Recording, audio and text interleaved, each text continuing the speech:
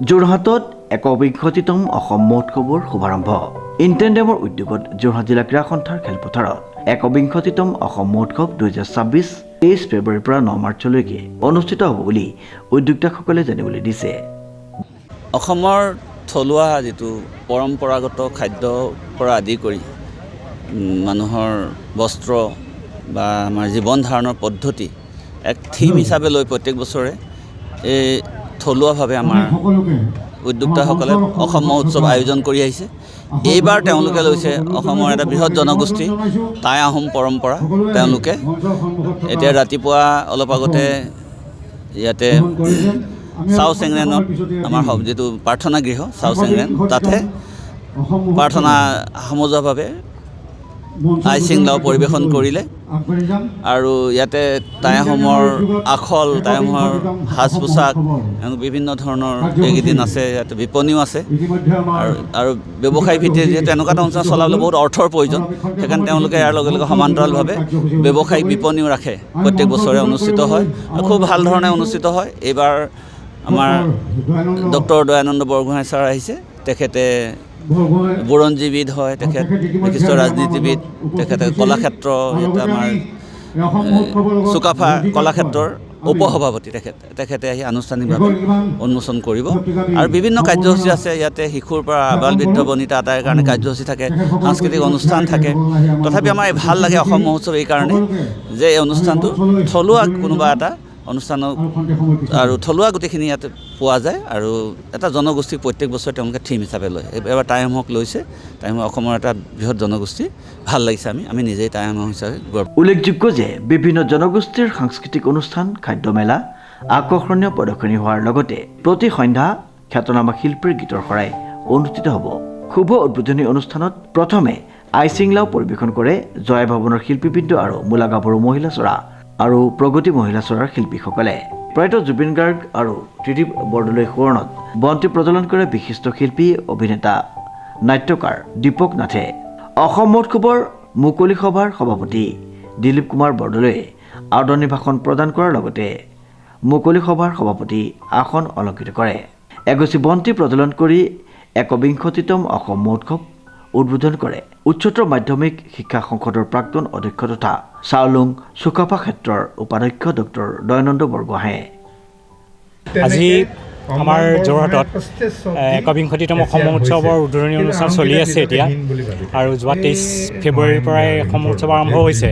কিন্তু আমি যোৰহাটত বিগত ২০টা বছৰত যেনেকৈ আমাৰ বিভিন্ন জনগোষ্ঠীসমূহক আমন্ত্ৰণ কৰি আনি সেইসকলৰ আচাৰ নীতি বা শিল্পকৰ্ম তেখেতসকলৰ প্ৰতিভাধৰসকলক আমি যেনেকৈ উদঙাই দেখুৱাইছিলোঁ আৰু তাৰ যোগেদি আমি অসমীয়া জাতিৰ এটা মানে আত্মনিৰ্ভৰশীল জাতি হ'বলৈ কেনেকৈ আগবাঢ়ি যাব পাৰে সেইবিলাক দেখুৱাই অসমীয়া ভাষা কৃষ্টি সংস্কৃতি কেনেকৈ আমি বিশ্ব মঞ্চলৈ আগুৱাই নিব পাৰোঁ সেইবিলাকৰ কাম কৰি আহিছিলোঁ।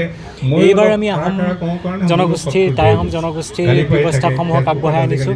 আমাৰ মূল উদ্দেশ্য কি যে লুইতৰ দুই পাৰ আৰু বৰাকৰ দুই পাৰত থকা আমাৰ বিভিন্ন জনগোষ্ঠী ইতিমধ্যে জানিব পাৰিছে যে 46টা জনগোষ্ঠী আছে আমাৰ।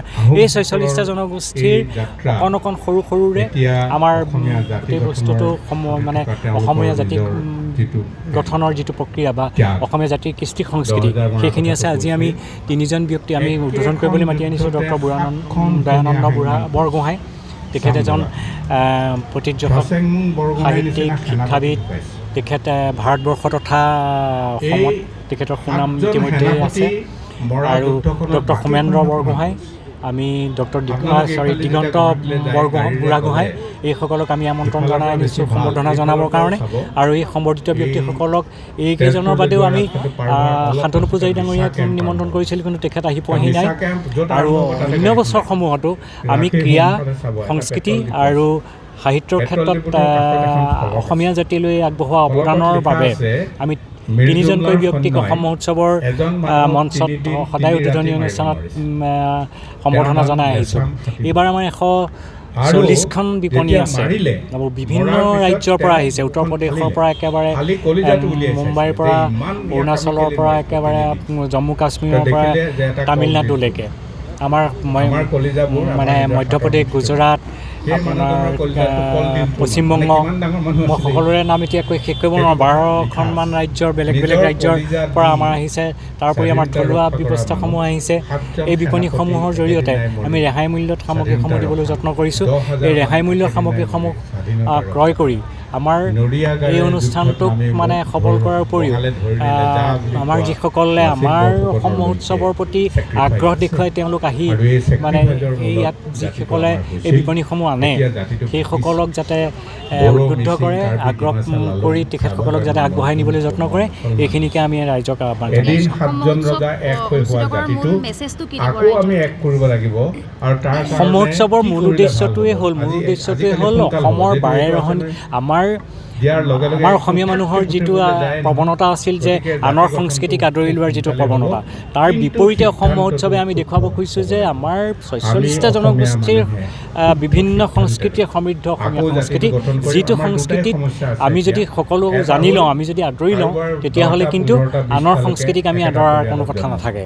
আমাৰ মূল উদ্দেশ্য সেইটো, আৰু সেইটো কৰিবলৈকে আমি অৱতাৰণা কৰিম। উক্ত অনুষ্ঠানত বিশিষ্ট ক্ৰীড়া সংগঠক আৰু জ্যেষ্ঠ সাংবাদিক তথা যোৰহাট প্ৰেছ ক্লাবৰ প্ৰাক্তন সভাপতি দিগন্ত বুঢ়াগোহাঁই আৰু বিশিষ্ট উদ্ভিদ বিজ্ঞানী ডক্টৰ সৌমেন্দ্ৰনাথ বুঢ়াগোহাঁইক সম্বৰ্ধনা জ্ঞাপন কৰে উদ্যোক্তাসকলে। জাতীয় সংগীত পৰিৱেশনেৰে অসম মহোৎসৱৰ উদ্বোধনী অনুষ্ঠানৰ সামৰণি পৰে। আমাৰ টাই আহোম জনগোষ্ঠী আমি প্ৰেজেণ্টেশ্যন কৰিছোঁ। তেওঁলোকৰ যি নিয়ম, যি ধৰণ কৰণ থকা সেইখিনি আমি ইয়াত উপস্থাপন কৰিছোঁ। আৰু ইয়াৰ উপৰিও আমি আমাৰ ইয়াৰ আমোদ দিদীপ বৰদলৈ আৰু আমাৰ জুবিন গাৰ্গ তেখেতকো আমি বন্তি প্ৰজ্বলন কৰি অনুষ্ঠানটো আৰম্ভ কৰিছোঁ। আৰু ইয়াৰ উপৰিও আমাৰ ইয়াৰ থলুৱা খাদ্য আৰু যথেষ্ট বিপণীসমূহ আহিছে, আমাৰ আছে। তাৰ উপৰিও অসম মহোৎসৱ থলীৰ লগত আমি হেৰি কৰি আমাৰ কেইটামান আমি মানে প্ৰতিযোগিতা কৰিছোঁ। সেইখিনি হৈছে আপোনাৰ চিত্ৰাংকন প্ৰতিযোগিতা, ফেঞ্চি ড্ৰেছ প্ৰতিযোগিতা আৰু আপোনাৰ ৰন্ধন প্ৰতিযোগিতা আমি ব্যৱস্থা কৰিছোঁ।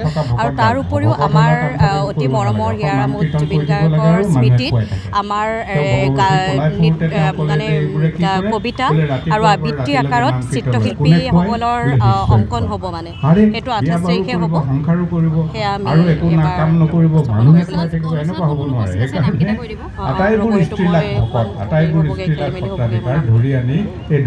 উপস্থাপনলৈ আছে।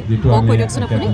সৌমেন্দ্ৰ আটাইকেইজনৰ নাম ডক্টৰ হয়, এজন সৌমেন্দ্ৰ পূজাৰীৰ নামটো চাই ল'ব লাগিব। আটাইকেইজন টাই আহোম জনগোষ্ঠীৰ তেখেতসকল। শ্ৰীমন্ত মাধৱ বৰুৱাৰ ৰিপৰ্ট, নিউজ নাও।